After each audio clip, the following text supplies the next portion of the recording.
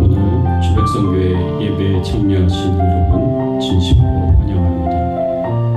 다 같이 묵도하심으로 하나님 앞에 예배 드리시겠습니다.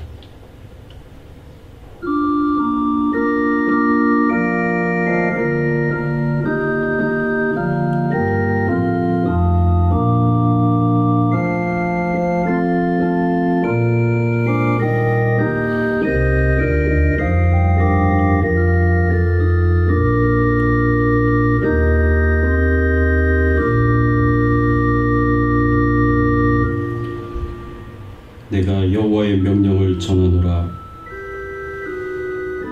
여호와께서 내게 이르시되 너는 내 아들이라.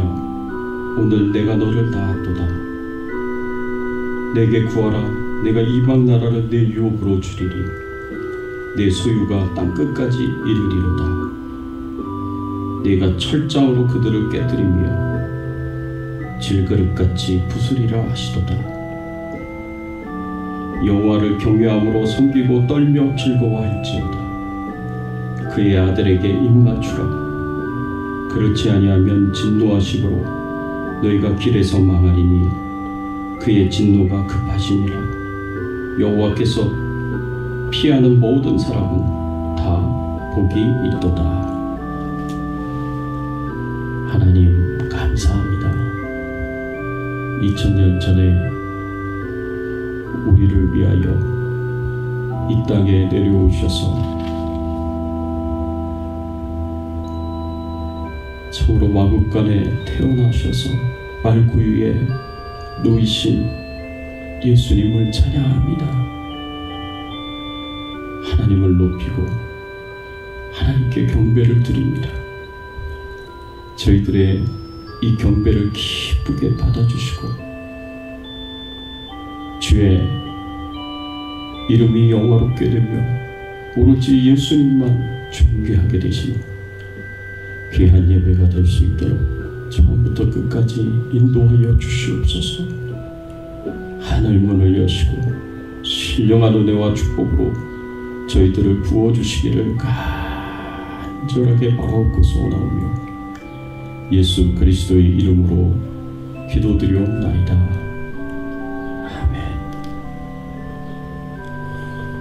전능하사 천지를 만드신 하나님 아버지를 내가 믿사오며 그 외아들 우리 주 예수 그리스도를 믿사오니 이는 성령으로 잉태하사 동정녀 마리아에게 나오시고 본디오 빌라도에게 고난을 받으사 십자가에 못 박혀 죽으시고 장사한 지 사흘 만에 죽은 자 가운데서 다시 살아나시며 하늘에 오르사 전능하신 하나님 우편에 앉아 계시다가 저리로서 산 자와 죽은 자를 심판하러 오시리라. 성령을 믿사오며 거룩한 공예와 성도가 서로 교통하는 것과 죄를 사하여 주시는 것과 몸이 다시 사는 것과 영원히 사는 것을 믿사옵나이다. 아멘. 하나님 겸손하게 말씀 앞에 나아갑니다. 하나님이 말씀을 통해서 주시는 위로와 격려와 용기와 힘을 얻으며 하나님을 높이고 찬양과 경배를 드리기 위하여 하나님 앞에 나아갑니다. 하나님만 영광을 받아 주시옵시고 또 저희들에게 말씀의 큰 은혜 베풀어 주시기를 소원하고 우리의 왕 되시고 주인 되신 예수 그리스도의 이름으로 간절히 기도드리옵나이다. 아멘.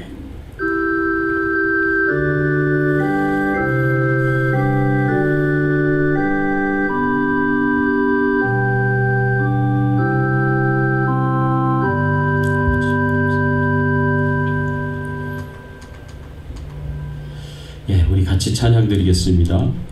115장 기쁘다 구주 오셨네 찬양 드리겠습니다.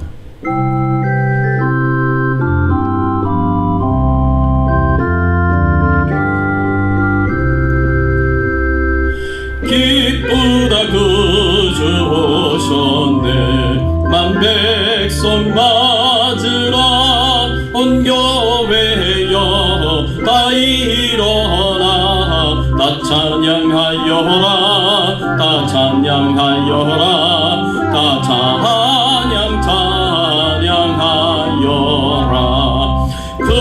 구세주 탄생했으니 다 찬양하여라. 이 세상의 만물들이 다 화답하여라. 다 화답하여라. 다 화답하여라. 온 세상 죄를 사하며 주 예수 오셨네. 죄와 슬픔 몰아내고 다 구원하시네. 다 구원하시네. 다 구원하시네.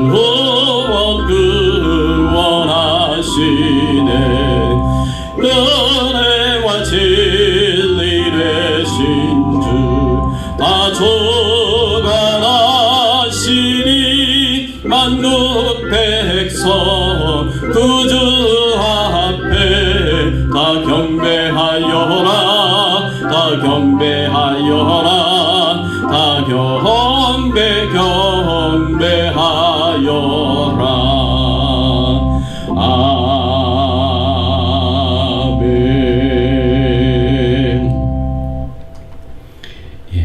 시간 우리가 함께 은혜 나눌 말씀은 누가복음 2장 1절에서 7절까지의 말씀입니다. 예수 그리스도 세 번째 예수님 탄생의 의미에 대해서 우리가 함께 은혜를 나누기를 원합니다. 누가복음 2장 1절에서 7절까지의 말씀 한 절씩 교독하겠습니다. 제가 1절 말씀 봉독해 올립니다. 그때에 가이사 아구스도가 영을 내려 천하로 다 호족하라 하였으니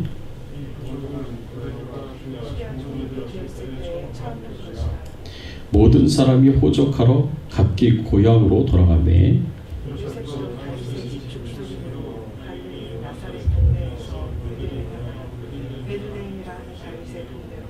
그 약혼한 마리아와 함께 호족하러 올라가니 마리아가 이미 잉태하였더라. 첫 아들을 낳아 강보로 싸고 구유에 누였으니 이는 여관에 있을 곳이 없음이러라. 아멘. 여러분, 예수님의 탄생의 의미가 무엇이겠습니까? 예수님께서 2000년 전에 이 땅에 탄생을 하셨습니다. 오늘은 예수님께서 2000년 전에 우리를 위하여 이 땅에 내려오셔서 탄생하신 그 예수님의 탄생을 기념하여 하나님 앞에 감사한 마음으로 드리는 성탄 주일입니다. 우리가 12월 25일 날 이번 주 토요일입니다. 오전 11시에 성탄절 예배를 바로 이 장소에서 우리가 드릴 것입니다. 그때 우리가 또 하나님의 말씀을 나누겠지만 오늘 성탄 주일이니까 2000년 전에 이 땅에 예수님이 우리를 위하여 탄생하신 그 의미가 무엇인가를 우리가 다시 한번 생각해 보면서 은혜를 함께 나누기를 원합니다. 첫 번째로 예수님의 탄생은요, 야곱 예언의 성취다라고 우리가 볼 수가 있습니다. 여러분, 예수님은 탄생하시기 이전에 약 1800년 전, 예수님이 탄생하기 한때 1800년 전에 야곱이 예수님에 대해서 유다지파 후손으로 오시는 예수님에 대해서 예언한 내용이 있습니다. 그 예언한 내용을 우리가 살펴보면 예수님의 탄생이 이 야곱 예언의 성취구나라는 것을 우리가 알 수가 있습니다. 창세기 49장 8절에서부터 10절의 말씀을 보면 예수님이 탄생하시기 1800년 전에 이 야곱이 이런 예언을 했습니다. 유다야, 너는 내 형제의 찬송이 될지라. 내 손이 내 원수의 목을 잡을 것이요 내 아버지의 아들들이 내 앞에 절하리로다. 유다는 새끼 사자로다. 내 아들아, 너는 움킨 것을 찢고 올라갔도다. 그가 웅크리고 웅크림이 수사자 같고 암사자 같으니 누가 그를 범할 수 있으랴. 규가 유다를 떠나지 아니하며 통치자의 지팡이가 그 발 사이에서 떠나지 아니하시기를 실로가 오시기까지 이르더니 그에게 모든 백성이 복종하리로다 라고 이렇게 야곱이 예언을 했습니다. 야곱은 레아를 통해서 낳은 네 번째 아들 이 유다에 대해서 이 축복을 하면서 예언한 그 말씀인데, 성경학자들은 이 유다가 야곱이 가지고 있는 그 장자권을 요셉과 함께 나눠 가졌다라고 그렇게 이야기를 합니다. 여러분, 족장들 이야기가 창세기에 나오는데, 이 족장들이 이 장자권을 가지고 있었던 사람, 아브라함의 장자권을 갖고 있는 사람들이 누구였냐면, 아브라함의 장자권을 받은 사람은 이삭이었고, 이삭의 장자권을 받은 사람은 야곱이었습니다. 그리고 이 야곱의 장자권을, 장자의 권리를 요셉과 유다가 같이 가졌다라는 말입니다. 확실하게 장자의 권리는 요셉에게 전달이 된 것은 확실합니다. 그런데 이제 유다가 이제 야곱의 장자권을 같이 받았느냐에 대해서는 여러 가지 이제 다른 이야기들도 있지만, 제가 보기에는 확실하게 요셉과 함께 장자권을 물려받았다라고 볼 수 있는 근거가 있습니다. 여러분, 장자권 하면은 두 가지 권리를 이야기를 하는데, 첫 번째 권리는 아버지의 재산을 다른 형제들보다 2배 이상 갖는 겁니다. 그것이 이제 장자로서 갖는 첫 번째 권리다라고 우리가 생각을 할 수가 있습니다. 두 번째 권리는 어떤 것이 있냐면, 하나님이 아브라함에게 주신 그 언약을 계승하는 것입니다. 이게 두 번째 이제 권리다라고 이야기를 할 수가 있어요. 그런데 첫 번째 권리인 다른 형제들보다 재산을 2배 이상 물려받는 것에 대해서는 요셉이 확실하게 물려받았습니다. 그래서 이스라엘의 12지파 중에 요셉의 두 아들이 들어갑니다. 에브라임과 므낫세 지파, 두 지파가 들어갑니다. 요셉이 두 몫을 가지지 않았다면 요셉 지파라고 불렸을 것이지, 요셉의 아들들 이름을 가지고 두 지파가 12지파 안에 들어가지 못했을 것이다 라고 우리가 생각해 볼 수가 있습니다. 그래서 요셉 지파가 아니라 에브라임 지파, 므낫세 지파, 요셉의 두 아들들의 이름으로 두 지파가 들어간 것은 야곱의 두 목 이상을 가진 이제 장자가 갖고 있는 그 권리를 요셉에게 물려주었다라고 볼 수가 있습니다. 이제 두 번째 권리인 하나님이 아브라함과 맺은 그 언약을 계승하는 건데, 하나님과 아브라함과 맺은 그 언약을 계승하는 게 이제 땅의 언약과 자손의 언약이 있습니다. 근데 이 두 언약은 전부 다 아브라함의 12 아들들이 다 같이 물려받았어요. 그래서 이제 특별한 것이 없을 것이다라고 우리가 이제 생각을 할 수가 있는데, 그런데 그 아브라함에게 주셨던 언약의 가장 핵심적인 내용이 무엇이었느냐 하면은, 바로 아브라함의 후손으로 태어나는 아브라함의 씨앗, 구원자 메시아가 이 땅에 올 것이고, 그 메시아로 인해서 모든 사람들이 다 복을 받을 것이다 라는 이 중요한 약속이 하나 있습니다. 이게 이제 아브라함 언약의 핵심이다라고 이야기할 수가 있는데, 이 유다 지파가 이 아브라함의 언약의 핵심이라고 이야기할 수 있는 이 아브라함의 후손들 중에, 씨앗 중에 구원자가 오실 것이고, 그 구원자 메시아가 모든 사람들에게 복을 주는 존재가 될 것이다라는 이 언약이 유다 지파를 통해서 이어졌습니다. 갈라디아서 3장 16절의 말씀에 보면은요, 사도 바울이 이런 말씀을 주었습니다. 이 약속들은 아브라함과 그 자손에게 말씀하신 것인데, 여럿을 가리켜 그 자손들이라 하지 아니하시고 오직 한 사람을 가리켜 네 자손이라 하였으니 곧 그리스도라 라고 이렇게 말씀하고 있습니다. 아브라함의 자손, 아브라함의 씨로 말미암아 모든 사람이 복을 얻을 것이라고 했었던 아브라함에게 주셨던 그 약속은 곧 누구를 가리킨다고 말씀하고 있느냐? 그리스도를 가리킨다라고 그렇게 말씀을 하고 있습니다. 그래서 아브라함이 받은 언약 중에 아브라함의 씨로 이 땅에 오실 메시아에 대한 약속을 계승한 자가 요셉이 아니라 유다이기 때문에 유다도 장자권의 일부를 물려받았다라고 우리가 생각을 할 수가 있습니다. 그래서 역대상 5장 1절과 2절의 말씀에 보면은 이 야곱의 장자권을 물려받은 사람에 대해서 이제 언급을 하고 있는데, 요셉이 물려받았다고 하면서 유다에 대해서 언급을 하고 있는 것을 볼 수가 있습니다. 역대상 5장 1절에서 2절의 말씀에 보면 이스라엘의 장자 르우벤의 아들들은 이러하니라. 르우벤은 장자라도 그의 아버지의 침상을 더럽혔으므로 장자의 명분이 이스라엘의 아들 요셉의 자손에게로 돌아가서 족보에 장자의 명분대로 기록되지 못하였느니라. 유다는 형제보다 뛰어나고 주권자가 유다에게서 났으나 장자의 명분은 요셉에게 있으리라 라고 이렇게 말씀하고 있습니다. 이 역대상 5장 1절과 2절에 야곱의 장자는 르우벤이지만 르우벤이 하나님 앞에서 큰 죄를 지었기 때문에, 이 성적으로 타락한 죄를 지었기 때문에 장자의 명분을 잃어버렸습니다. 그럼 그 장자의 명분이 누구에게로 갔느냐?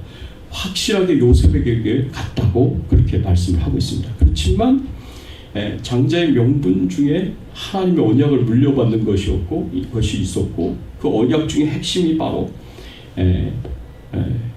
이 메시아 탄생에 대한 예언이었는데, 그 주권자가 누구에게서 난다고 말씀하고 있냐면 유다에게서 난다고 그렇게 특별하게 언급을 여기서 하고 있는 것을 볼 수가 있습니다. 이 유다를 가리켜서 뭐라고 표현했냐면 형제보다 뛰어나고 라고 이렇게 표현을 했습니다. 그래서 유다가 형제보다 좀 뛰어난 존재이고, 그 유다 지파 중에서 바로 메시아이신 예수 그리스도가 나오게 된다라는 이런 예언을 이미 구약에서 여러 번 예언을 하고 있습니다. 유다가 비록 젊은 시절에 죄를 지었고 실수도 많이 했습니다. 유다가 실패도 많이 했어요. 그래서 신앙의 실패도 많이 하였지만 이 인생의 실패, 신앙의 실패를 통해서 유다가 영적으로 크게 성장하게 됩니다.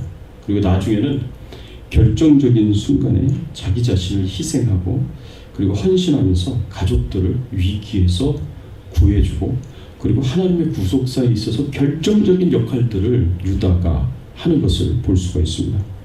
그래서 형제들이요, 요셉을 죽이려고 했을 때 요셉을 죽이려는 그 형제들을 가로막고 이 요셉을 살려준 자가 유다였습니다. 뿐만 아니라 형제들이 죽이지 못하도록 애굽의 종으로 팔아버리도록 그렇게 이제 형제들을 설득한 자가 또 유다였습니다. 그래서 훗날 야곱 가족 전체가 애굽으로 이주를 해가지고 생명을 보존하게 하는데 결정적인 역할을 유다가 했던 것입니다. 그래서 나중에 먹을 것이 없어서 가뭄이 들고 기근이 들어서 정말 이스라엘의 자손들에게 큰 어려움이 있었을 때, 이 야곱의 가족들에게 정말 큰 어려움이 있을 때 애굽으로 가가지고 1차, 2차에 걸쳐서 식량을 구해 올 수 있었거든요. 근데 그때 애굽의 총리로 있었던 이 요셉이 이 형제들을 알아보고요, 두 번째로 올 때는 베냐민을 데리고 오라고, 그래야 이제 양식을 줄 수 있다고 했습니다. 그래서 베냐민을 데려가려고 하는데 야곱이 그냥 결사적으로 반대하고 절대 안 된다고 못 데려가게 하는 겁니다. 그때 형제들을 대표로 해가지고 야곱을 설득한 자가 유다인데, 유다가 어떻게 설득을 했느냐? 자기 생명을 내놓고 자기 생명을 걸고 자기 생명을 담보로 해가지고 베냐민을 반드시 데려오겠다. 베냐민을 이루면 나도 죽겠다. 이렇게 이야기하면서 아버지 야곱을 설득해서 베냐민을 애굽으로 데려갔습니다. 그리고 요셉이 자기 동생 베냐민을 보고 그냥 막 감정이 복받쳐서 울면서 이제 그렇지만 겉으로는 아닌 척하면서 이 베냐민을 애굽의 종으로 삼겠다고 이 거기에서 그릇 시험을 했거든요. 은잔 시험을 했는데 이 은잔 시험으로 이 베냐민에게 이제 올무에 빠지게 만들어서 베냐민을 애굽의 종으로 삼겠다고 베냐민을 잡아두려고 그렇게 요셉이 그렇게 했어요. 그랬더니 그 앞에서 차라리 자기가 애굽의 종이 되겠다. 자기가 노예가 되겠다. 내 동생 베냐민은 아버지에게로 돌아가게 해달라고 그렇게 막 간곡하게 간청을 합니다. 그러니까 자기 요셉의 바로 핏줄이고 라헬의 그 아들 두 번째 아들이 베냐민이 아니었습니까? 베냐민을 낳다가 아들 라헬이 죽었어요. 자기 어머니 라헬이 죽었어요. 다른 형제들은 다 배다른 동생들이지만 베냐민만큼은 자기 진짜 핏줄 친동생이었거든요. 요셉에게 있어서. 근데 자기 친동생인 베냐민을 위하여서 이 유다가 그냥 적극적으로 차라리 자기가 종이 되겠다고 노예가 되겠다고 이 베냐민은 집으로 돌아가게 아버지에게로 돌아가게 해달라고 그렇게 간청을 하는 그런 모습을 보면서 거기에서 요셉의 마음이 확 무너집니다. 그래서 형제들과 같이 다시 화해를 하게 되는 그런 결정적인 역할을 이 유다가 하게 되는 것을 볼 수가 있습니다. 그래서 유다의 이런 희생, 자기 희생, 이런 헌신들 때문에 요셉의 마음까지 녹아져가지고 형제들을 화목하게 만드는 그런 큰 결과를 가지고 오게 되었습니다. 그래서 이런 유다의 희생적이고 헌신적인 태도 때문에 유다가 다른 형제들보다 더 뛰어난 존재로 그렇게 여김을 받았습니다. 그래서 유다 지파가 다른 지파에 비해서 숫자적으로도 훗날 보면은요 월등히 많았고요. 전쟁에 있어서도 그 용기와 전투력이 다른 지파들에 비해서 탁월했어요. 그래서 사사기에서 1장의 말씀에 보면 남은 땅을 정복하려고 했을 때 이스라엘 백성들이 어느 지파부터 먼저 올라가겠습니까? 하나님께 물었더니 하나님께서 유다 지파부터 먼저 하라고 그렇게 말씀을 하셨어요. 그래서 유다 지파가 사실 다른 지파들보다 훨씬 이 리더십이 있었고요. 그리고 용맹했고요. 그리고 굉장히 뛰어난 사람들이었습니다. 그래가지고 하나님의 말씀을 따라서 이 가나안 정복 전쟁에 있어서 가장 앞장서서 행하였고 제일 많은 땅을 차지했습니다. 하나님의 말씀대로 아주 소수 부분만 남겨두고 거기만 정복을 못하고 대부분을 정복한 그런 지파가 유다 지파였어요. 유다 지파만큼 하나님이 분배한 땅을 다 정복한 사람들이 없었습니다. 다른 지파는 그렇게 못했어요. 그래서 야곱이 유다 지파를 사자의 비유에서 말씀하고 있는 것을 볼 수가 있습니다. 여러분 9절 말씀해 보니까 야곱이 유다 지파에 대해서 예언을 하면서 뭐라고 표현했냐면 유다는 사자 새끼로다. 내 아들아 너는 움킨 것을 찢고 올라갔도다. 그가 엎드리고 웅크림이 수사자 같고 암사자 같으니 누가 그를 범할 수 있으랴. 유다 지파를 비유적으로 표현했을 때 사자 같다 그랬어요. 사자 같다. 이 사자 같다라는 것은 뭘 의미하느냐? 그만큼 용맹하다는 거예요. 유다 지파가. 그리고 유다 지파가 용맹할 뿐만 아니라 이 유다 지파가 굉장히 리더십을 가지고 그렇게 이끌 것이다 라고 그것을 의미합니다. 그만큼 힘이 있고 그리고 유다 지파가 리더십을 가지고 이끌 때 안전하게 될 것이다 라고 그렇게 말씀을 하고 있는 것입니다. 그래가지고 사자는 용기와 힘과 그리고 안전과 다스림의 상징이다 라고 우리가 그렇게 생각을 할 수가 있습니다. 그래서 유다 지파 용기를 가지고 앞장서서 전쟁에서 크게 힘을 떨칠 때에 승리가 항상 있었고요. 그 뒤에 따르는 모든 다른 지파들, 이스라엘 백성들은 안전하게 되는 그런 은혜와 축복을 하나님께서 허락해 주셨습니다. 이처럼 이 야곱의 예언처럼 유다 지파는 굉장히 큰 복을 받은 사람들이었습니다. 그런데 유다 지파가 받은 가장 큰 축복은 어떤 축복이었느냐? 실로의 축복이었어요. 실로의 축복. 10절 말씀에 보면 규가 유다를 떠나지 아니하며 통치자의 지팡이가 그 발 사이에서 떠나지 아니하기를 실로가 오시기까지 이르리니 그에게 모든 백성이 복종하리로다 라고 말씀하고 있습니다. 여기서 실로는요, 예수 그리스도를 가리키는 표현입니다. 그러니까 규가 왕의 규, 그리고 왕의 통치자의 그 지팡이가 유다 지파로부터 떠나지 않을 것이다 라고 그렇게 말씀을 하고 있습니다. 그래서 유다 지파에서 훌륭한 왕들이 많이 나왔어요. 이 대표적인 왕은 이스라엘 역사상 가장 강성한 나라를 로 만들었던 다윗 왕이 있었고요.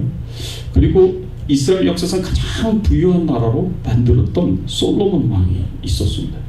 이 다윗과 솔로몬을 생각해 보면 이 유다 지파 출신 중에 굉장히 리더십이 뛰어난 그런 왕들이 있었다라는 것을 우리가 생각을 해볼 수가 있습니다. 그래서 이 유다 지파가 가지고 있었던 그 왕의 규, 통치자의 그 지팡이가 계속 이어져 내려올 것이고, 그리고 그 왕의 규와 통치자의 지팡이가 누구에게 넘겨지게 될 것이냐? 실로에게 넘겨지게 될 것이다 라는 말씀을, 예언을 이미 야곱이 여기서 하고 있는 겁니다. 그 실로가 갖고 있는 이제 의미가 바로 예수님을 상징한다고 말씀을 드렸죠. 예수 그리스도를 상징하고요. 예수, 그 실로라는 그 의미가 갖고 있는 이 뜻들이 있습니다.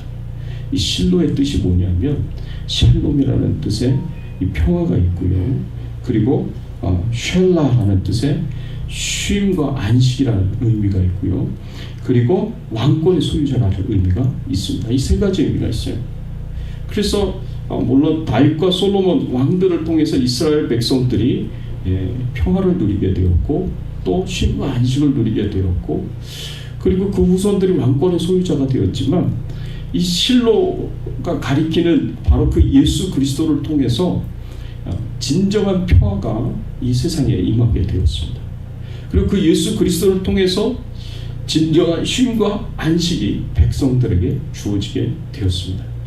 그리고 그 영원한 왕권의 소유자가 되셔서 하나님 나라의 왕이 되시고, 그리고 세상 모든 만물의 왕이 되신 분이 바로 예수 그리스도이십니다.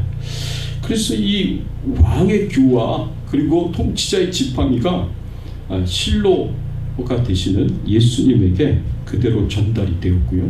그리고 야곱이 예언한 대로 맨 마지막에 보면 그에게 모든 백성이 복종하리로다 하고 이렇게 말씀을 하고 있습니다.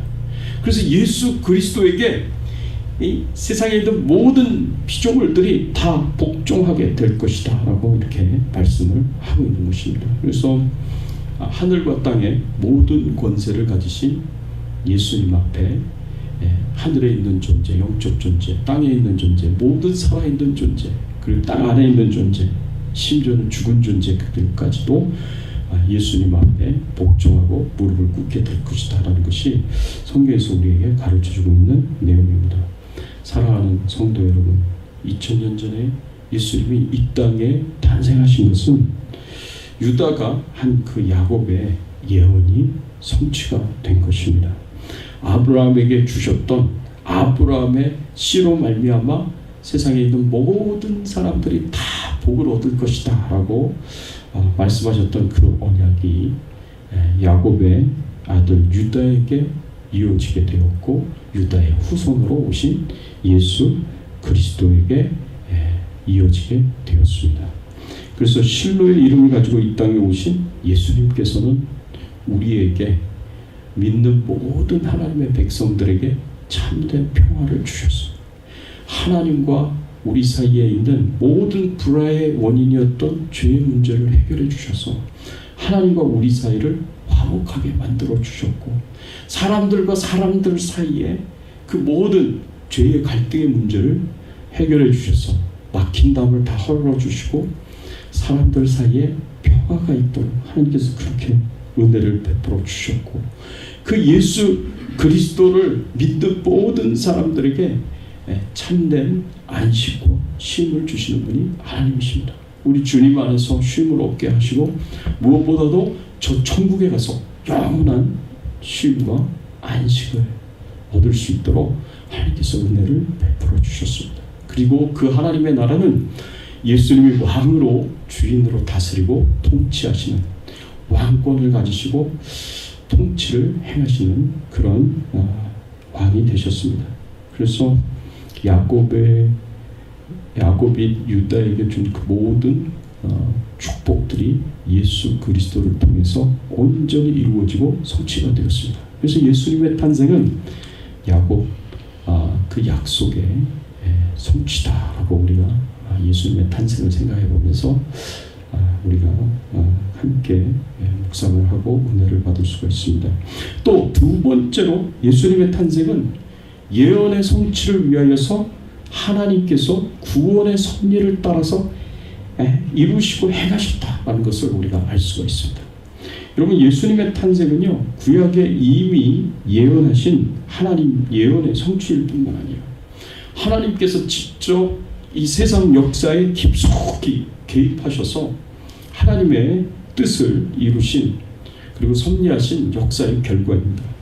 하나님께서 예수님의 탄생이 하나님의 예언의 성취를 위해서 세상의 권세자들을 이용하신 것을 우리가 알 수가 있습니다. 오늘 본문 1절과 2절의 말씀에 보면 이렇게 말씀을 하고 있습니다. 그때에 가이사 아구스도가 영을 내려 천하로 다 호적하라 하였으니, 이 호적은 구레뇨가 수리아 총독이 되었을 때 처음 한 것이라 하였습니다. 여러분, 이 말씀에 보니까 가이사 아구스도가 명령을 내려서 천하로 다 호적하라고 했다라고 이렇게 말씀하고 있습니다. 여기서 가이사 아구스도는요, 로마의 황제를 가리킵니다. 그 당시에 로마의 황제가 가이사 아구스도인데, 정확하게 표현하면 우리가 알고 있는 표현으로 하면 시저 옥타비아누스입니다. 시저 옥타비아누스가 가이사 아구스도예요. 이 옥타비아누스가 아우구스투스라고 그렇게 불리기도 했거든요. 그래서 이 시저 옥타비아누스가 로마의 식민지로 있는 모든 나라들의 명령을 내렸어요. 뭐라고 명령을 내렸냐면 호적을 하라고 명령을 내렸습니다. 인구조사를 해서 호적을 정리하라는 그런 의미의 명령이었습니다. 근데 이렇게 로마 황제가 호적을 다시 정리해가지고 인구조사해서 다시 정리하라고 하는 데에는 세금을 걷어들이기 위한 목적이 있었습니다. 그래서 세금을 걷어들이기 위해서, 효과적으로 걷어들이기 위해서 호적 정리를 한 거예요. 그래서 그런 명령을 내린 겁니다. 그리고 그 당시 때 유대 나라도 이스라엘 나라도 로마의 식민지로 있었기 때문에 이 호적을 정리하기 위해서 인구조사를 하는데 꼭 참여를 해야 했었습니다. 그래가지고 이 호구조사로 말미암아 하나님의 예언이 성취되는 그런 놀라운 역사가 일어나게 됩니다. 미가서 5장 2절의 말씀에 보면 어떤 예언을 하나님께서 이스라엘 백성들에게 주셨냐 하면, 베들레헴 에브라다야, 너는 유다 족속 중에 작을지라도 이스라엘을 다스릴 자가 내게로 나올 것이라. 그의 근본은 상고의 영원에 있느니라. 영원부터 존재하는 이스라엘을 다스릴 자, 누구를 가리키겠습니까?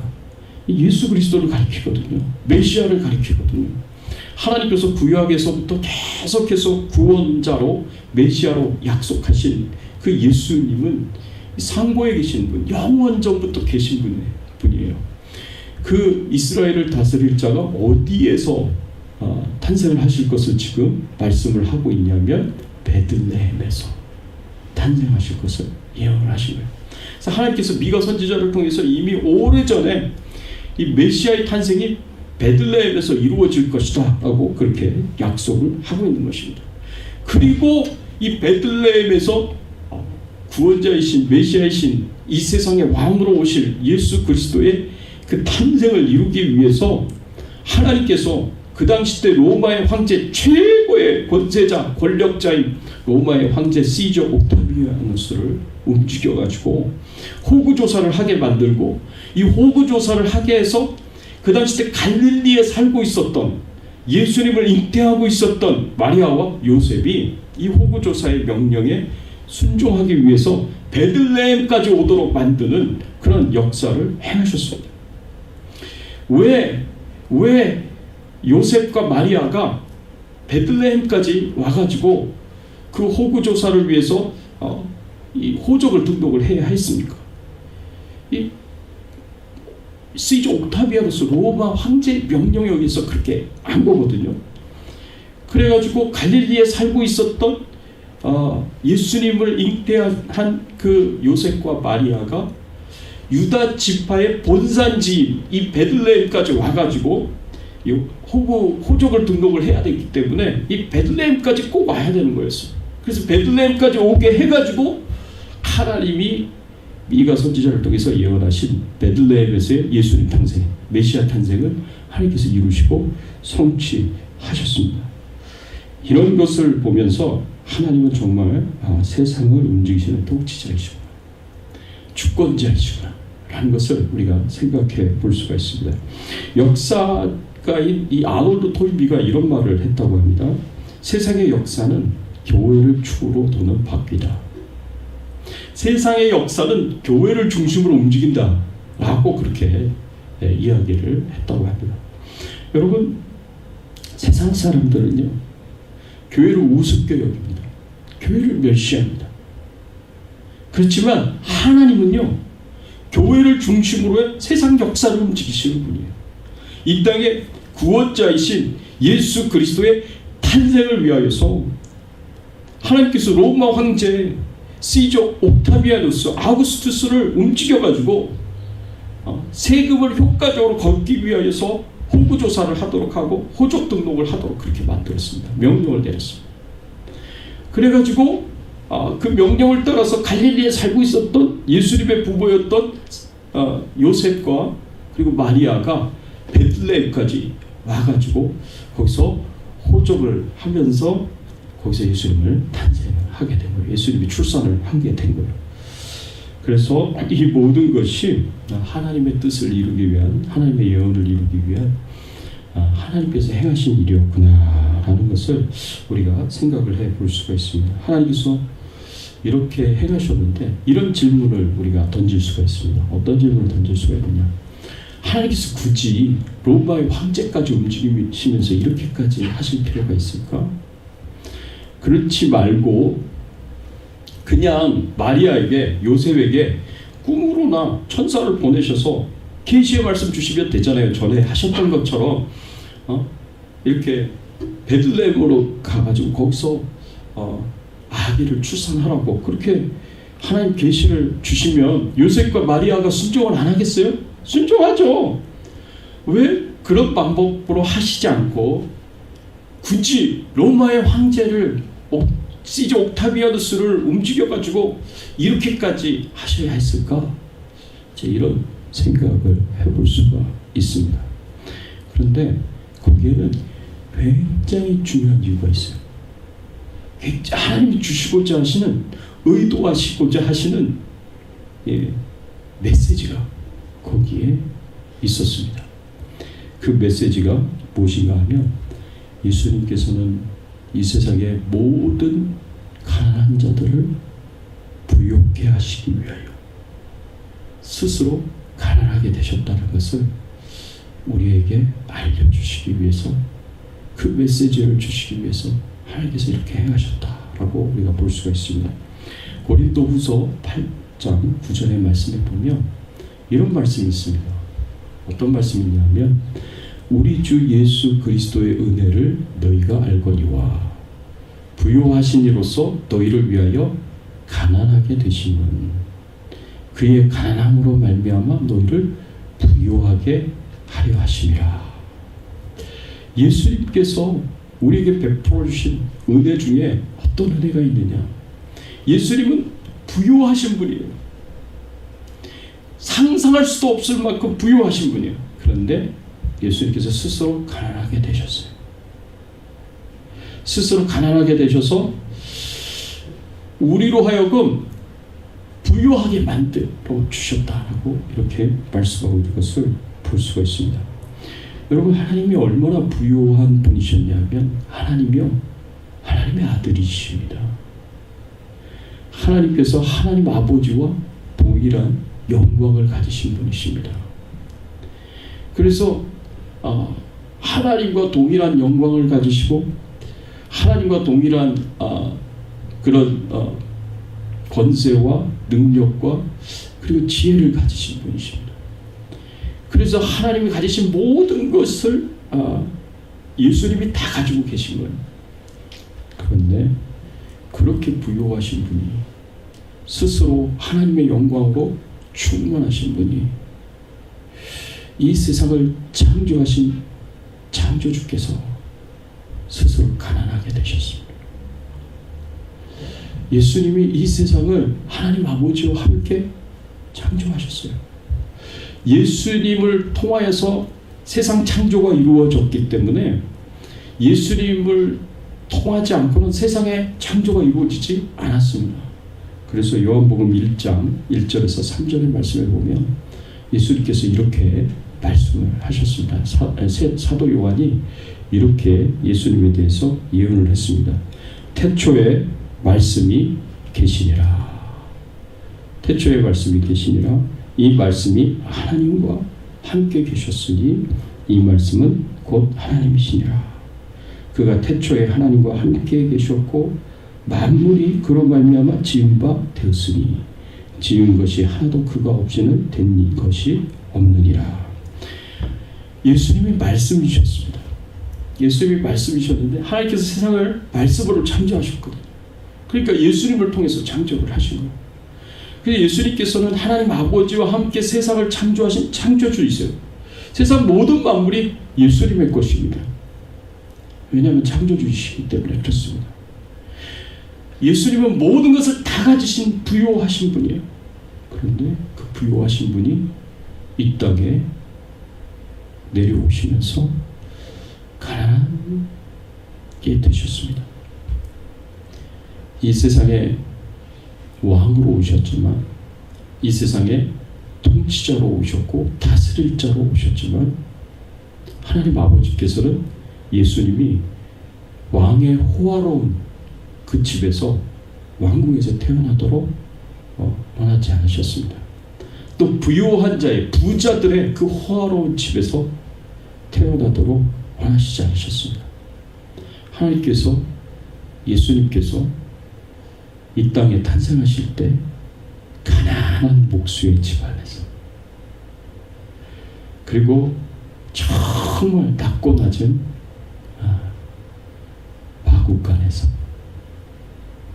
그리고 정말 냄새나는 천한 말구유 먹이 통 위에 누이시도록 하나님께서 그렇게 계획하셨고 그렇게 원하셨던 것입니다. 그래서 오늘 본문 6절과 7절의 말씀을 보면 이렇게 오늘 본문에서 말씀을 하고 있습니다. 거기 있을 그때에 해산할 날이 차서 첫 아들을 낳아 각보로 싸서 구유에 누였으니 이는 여과 안에 있을 곳이 없음이로다. 그냥 하나님께서 마리아와 요셉에게 베들레헴에 가서 아기를 낳으라고 했으면 아마 마리아와 요셉은요, 여관에서 좋은 곳에서 그렇게 아기를 낳았을 것입니다. 근데 하나님께서요, 로마 황제를 움직여가지고 호구조사를 하게 하고 인구조사를 하게 하니까 베들레헴에 그 호족을 등록하려고 온 사람들로 가득 차게 되었습니다. 여관에 누울 곳을 찾을 수가 없는 거예요. 아기를 낳을 곳을 찾을 수가 없는 거예요. 그래서 마구간에 들어가신 거예요. 그래서 진짜 모든 것을 다 가지신 부유하신 하나님이셨지만 이 땅에 내려오실 때는 정말 가난하게 되셔서 마구간에 태어나시고 마구간에서 태어나시고 그리고 말 먹이통인 구유에 누이셨습니다. 이것이 하나님이 의도하신 것이고 이것이 하나님이 계획한 것입니다. 이 하나님이 계획하신 메시지는 예수님께서 창조주 하나님으로서 모든 것을 다 가지신 부유한 분이셨지만 우리를 위하여 철저하게 가난하게 되셨다는 것을 말씀해 주시기 위해서입니다. 철저하게 가난하게 되셔서 마구간에서 태어나시고 사람들에게 버림을 당하시고 조롱당하시고 핍박당하시다가 역시 비참하게 십자가에서 죽임을 당하시는 그 삶을 살아야 하는 것이 하나님의 뜻이었던 것입니다. 철저하게 자신을 가난하게 하시고 낮아지게 만드셔서 희생하시고 헌신하도록 그렇게 만드셨습니다. 우리를 위하여 모든 것을 다 버리시도록 만드셨습니다. 이사야서 53장 5절에서 보면 그런 가난하게 되심 때문에 우리가 부유하게 되었습니다.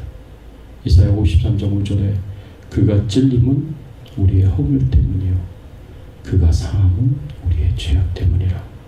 그가 징계를 받음으로 우리는 평화를 누리고 그가 채찍에 맞음으로 우리는 나음을 받았도다.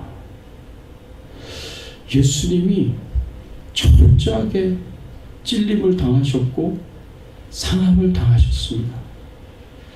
예수님께서 징계를 받으셨고 채찍에 맞으셨습니다. 그리고 십자가에 못 박혀 죽음을 당하셨습니다. 이렇게 예수님께서 철저하게 낮아지고 가난하게 되신 이유가 우리를 위하여서입니다. 우리의 허물 때문에, 우리의 죄악 때문에, 우리가 평화를 누리고 우리가 나음을 받고 우리가 구원을 받도록 하시기 위해서였습니다. 예수님이 이렇게 가난한 자가 되셨기 때문에 우리는 하나님의 양자로 입양이 되어 하나님의 아들, 딸이 되었습니다.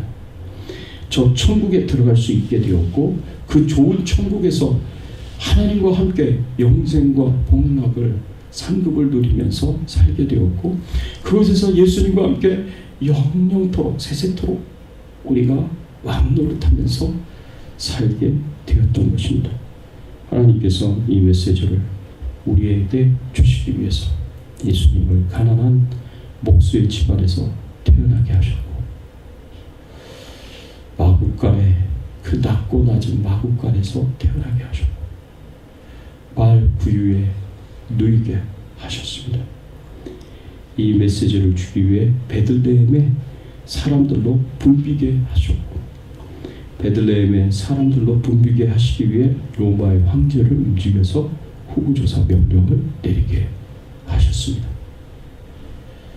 예수님의 탄생을 통하여 예수님의 낮아짐과 가난하게 되심을 우리가 깊이 묵상하고 그리고 그 예수님의 낮아짐으로 인하여 우리가 얼마나 부유하게 되었는가를 돌아보면서 예수님의 탄생에 깊이 감사할 수 있었으면 좋겠습니다. 또 예수님께서는 우리를 구원하시는 생명의 떡이 되신다는 메시지를 우리에게 주십니다. 여러분 베들레헴의 의미가 뭐겠습니까? 베들레헴의 의미는 떡집이라는 의미예요. 예수님이 베들레헴에 있는 마구간에 태어나셔서 말 먹이통 위에 누이셨습니다. 이 상징적으로 우리에게 주는 메시지는 뭐냐? 베들레헴 떡집에서 우리를 구원하시기 위하여서 생명의 떡이 되셔서 마구간 말 먹이통 위에 누이셨다라는 그런 의미가 그 안에 담겨져 있습니다. 요한복음 6장 33절 35절의 말씀에 보면 하나님의 떡은 하늘에서 내려 세상에 생명을 주는 것이니라. 예수께서 이르시되 나는 생명의 떡이니 내게 오는 자는 결코 줄이지 아니할 터이요 나를 믿는 자는 영원히 목마르지 아니하리라 말씀하셨습니다. 하늘에서 이 땅에 내려오신 예수님은 하나님이 주신 생명의 떡이십니다. 이 떡을 먹는 자는 영원히 배고프지 않을 것이고 영원히 목마르지 않을 것이라고 말씀하셨습니다. 왜냐하면 예수님이 생명의 떡이 되신 예수님이 우리의 모든 죄를 대신 지시고 십자가에서 못 박혀 돌아가셨기 때문에 그렇습니다. 그래서 우리의 모든 죄가 용서를 받을 수 있게 되었고 우리를 구원하신 그 은혜 때문에 우리가 하나님의 자녀가 되었습니다. 우리가 필요한 모든 것은 기도로 하나님께 구할 수 있게 되었고 기도로 구하였을 때 하나님 앞에 받을 수 있게 되었습니다. 우리의 배고픔이 해결이 되고 목마름이 해결이 됐습니다. 영육 간에 우리의 필요들이 채워지게 되고 공급을 받게 되었습니다. 사랑하는 성도 여러분, 2000년 전에 예수님께서 이 땅에 탄생하신 것은 야곱의 예언을 따라 실로로 왕권을 가지고 오시는 그런 왕으로 오신 것이지만 왕궁에서 태어나신 것이 아니라 베들레헴의 마구간에서 태어나셔서 말구 위에 누이셨습니다. 온 우주 모든 만물을 창조하신 창조주로서 모든 것을 다 소유하신 부유한 분이셨지만 그래서 야곱의 예언처럼 이 땅에 탄생하실 때는 실로로 왕으로 이 세상에 있는 모든 만물을 다스리고 통치하시는 통치자로 오셨지만 모든 가난한 자를 부유하기 위해서 가난한 자로 오셨습니다. 하늘에서 베들레헴 떡집에 생명의 떡으로 내려오신 것입니다. 왕이신 예수님을 찬양하시고 겸손하게 가난한 자로 이 땅에 오신 그 예수님을 경배할 수 있는 귀한 은혜가 저와 여러분들에게 있기를 예수님의 이름으로 축원합니다. 같이 잠시 함께 기도하겠습니다. 하나님의 베푸신 은혜 생각하면서 하나님 앞에 잠시 기도를 드렸으면 좋겠습니다. 그렇습니다. 우리를 부욕케 하시기 위하여 가난한 자로 예수님께서 이 땅에 오셨습니다. 그리고 우리에게 구원의 생명을 주시기 위하여 베들레헴 떡집에 생명의 떡으로 이 땅에 오셨습니다.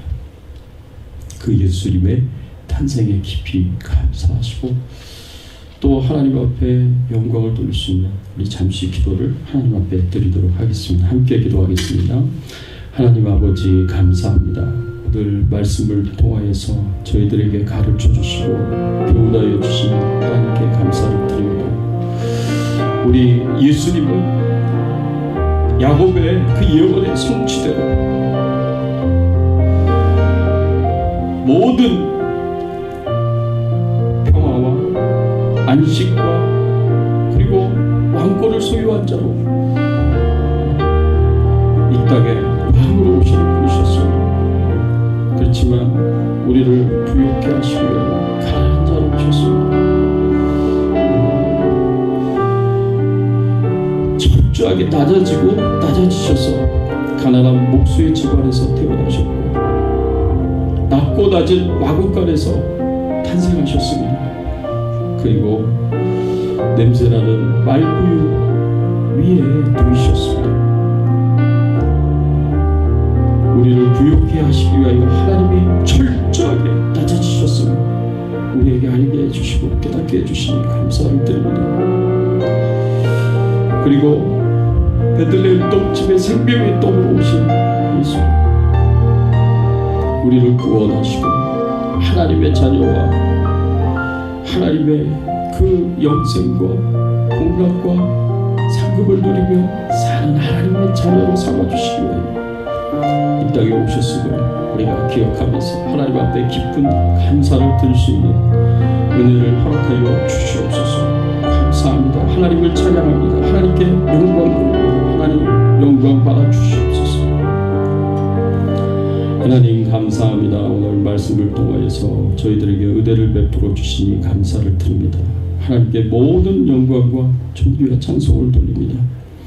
왕으로 오신 예수님이시지만 지극히 가난한 자의 집에서 태어나시고 마구간에서 탄생하시며 말구 위에 누이셨던 철저하게 낮아지신 가난해지신 예수님을 우리가 생각하고 예수님의 가난함 때문에 우리가 부유하게 되었음을 우리가 생각하면서 하나님 앞에 감사를 드립니다. 베들레헴 떡집에 생명으로 떡으로 오신 예수님을 찬양하며 경배를 드립니다. 예수님 홀로 영광을 받으시고 찬송과 경배를 받아주시기를 소원하고 예수 그리스도의 이름으로 간절히 기도드리옵나이다. 아멘. 우리 앞뒤에 좌우에 계신 분들에게 예수님이 탄생하셨습니다 하고 서로 한번 인사를 나눴으면 좋겠습니다. 예수님이 탄생하셨습니다. 예수님 이 땅에 오셨습니다. 교회 소식 알려드립니다. 오늘 주일 예배는 성탄 주일 예배로 드리고요. 오늘 2부 예배 후에 성경 공부가 없고요. 함께 식사 교제를 가집니다. 다음 주일 2부 예배 후에는 공동 의회가 있겠습니다. 또 12월 31일 금요일 밤 11시에 이 송등영신 예배를 드리겠습니다. 여러분들이 미리 많이 참여해 주시기를 부탁을 드립니다. 미리 시간 계획을 잘 하셔서 송등영신 예배 한 해를 마무리하고 새해를 맞이하는 귀한 예배에 참여해 주시기를 부탁을 드립니다. 우리 같이 찬송을 드리겠습니다. 108장 그 어린 주 예수 우리 찬양 드리겠습니다.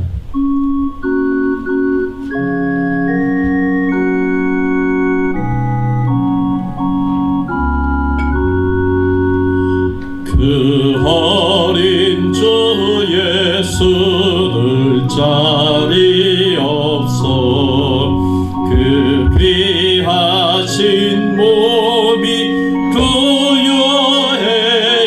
부여해인데 저 하늘 별들이 반짝이는데 그 어린 주 예수 골 위에 사네 저 육축 소리에 아기 잠깨라 그 순하신 예수 우시지 않네 그 귀한 예수를 나 사랑하니 새날이 밝도록 함께 하소서 주 예수 내 곁에 가까이 계셔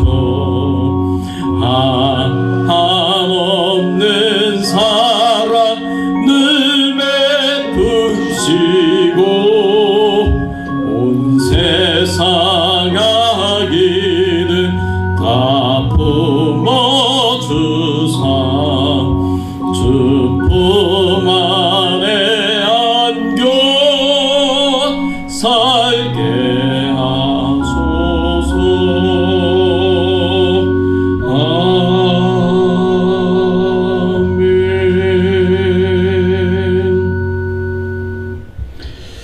하나님 아버지 감사합니다.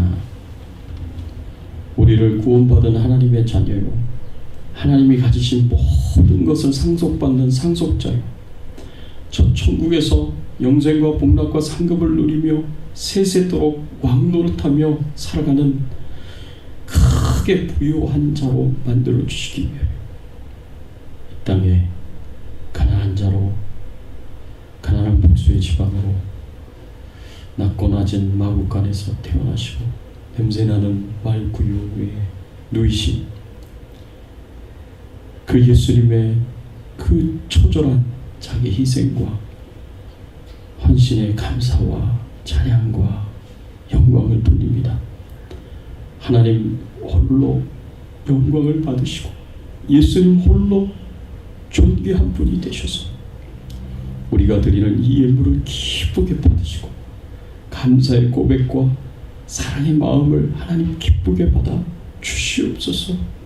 하나님 저희들을 불쌍히 여기시고 긍휼히 여겨주셔서 우리 성도님들의 심령 가운데 하나님의 풍성한 은혜가 임하게 하여 주시옵시고 하나님의 그 영적인 풍성한 축복들을 하나님께서 허락하여 주시기를 원합니다. 성령 충만하게 하여 주시고 성령의 능력과 권세로 함께하여 주시옵소서. 하나님을 사랑하고 예배드리고 섬길 수 있는 귀한 성도님들 되실 수 있도록 하나님께서 은혜를 베풀어 주시옵소서. 하나님께 모든 영광과 존귀와 찬송을 돌립니다. 하나님, 육신의 연약함 가운데 있는 성도님들을 치료해 주시고 회복시켜 주시고 강건케 하여 주시옵소서. 하나님, 기도하고 소원하는 모든 것들이 다 이루어지도록 은혜를 베풀어 주시옵소서. 코로나19 바이러스로부터 안전하게 하시고 우리의 직업의 현장에서 하나님께서 축복해 주셔서 어려움이 없도록 은혜를 베풀어 주시옵소서.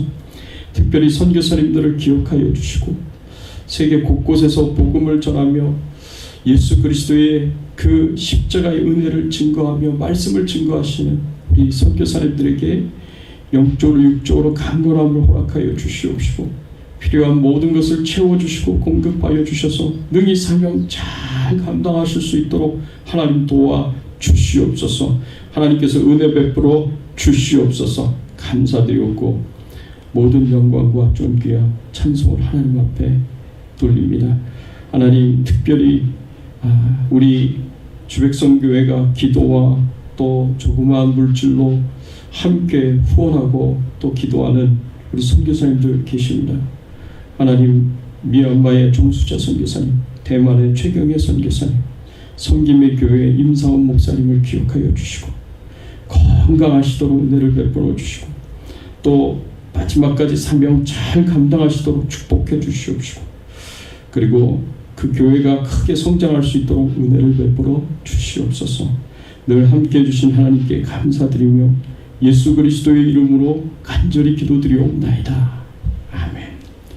지금은 우리 주 예수 그리스도의 은혜와 하나님 아버지의 극진하신 사랑과 성령님의 감화감동 역사 충만하신 은총이 이 땅에 우리를 부욕해 하시기 위하여 가난한 자로 오시고 떡집에 생명의 떡으로 오신 우리 주님을 찬양하며 경배드리는 모든 주의 백성들 머리 위에 그 가정과 자녀들과 생업과 기도 제목들 위에 주백성 교회 위에 모든 선교사님들 위에 이제부터 영원토록 함께 계실지어다.